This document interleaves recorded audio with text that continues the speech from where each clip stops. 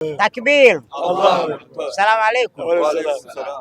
Ndugu zangu, kama mnakumbuka wazee wangu, Mheshimiwa Jafo aliendesha harambee ya msikiti, nami kama kiongozi mkuu wa serikali ngazi ya wilaya tuliahidi kusapoti simenti ili msikiti ukamilike. Huu msikiti una zaidi ya miaka 6 sasa.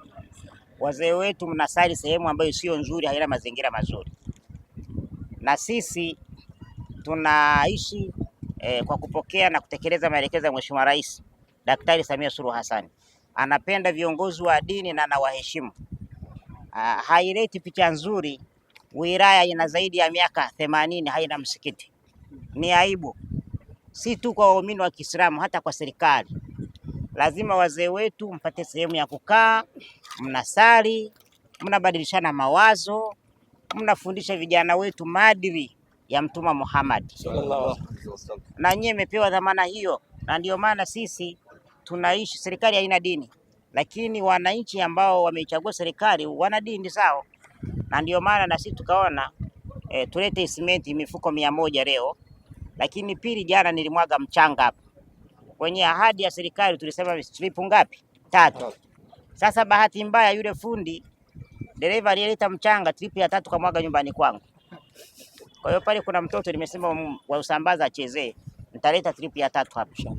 Unaona, kwa hiyo niwaombe sana ndugu zangu Waislamu, jambo moja ambalo nataka niwaombe sana, mimi kama kijana wenu, mtoto wenu, kiongozi wenu, wengine babu zangu, baba zangu, maisha yetu ya msikiti yawe maisha ya upendo, sio ya hasama.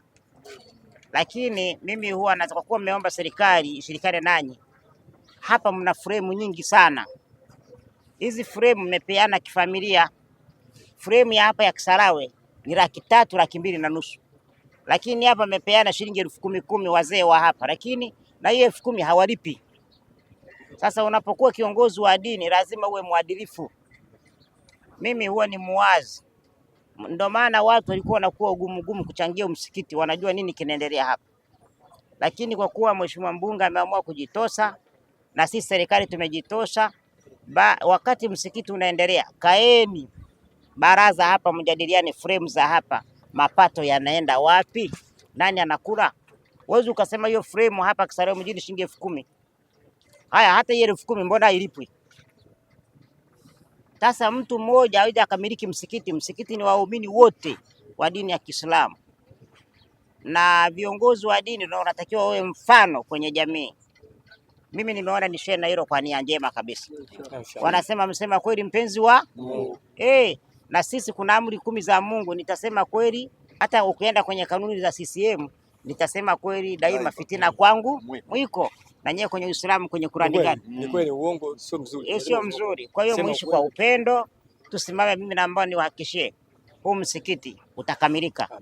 Mimi sio kwamba nina hera, hapana, lakini wadau wameona kweli. Sasa hivi niwapongeze kamati ya ujenzi, mnafanya kazi nzuri sana.